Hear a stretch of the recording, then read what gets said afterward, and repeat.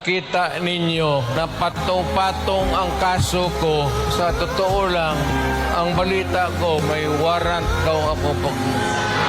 Matagal na akong hinahabol ng mga putang ina. Ano man ang kasalanan ko, na ginawa ko man ang lahat sa panahon ko para may konting katahimikan at mapayapa ang buhay ng Pilipino.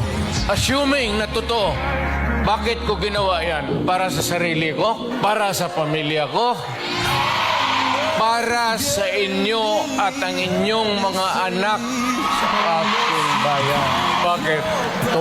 Tumahimik ba ang bayan natin kung Pilipinos? Hold up dito, hold up.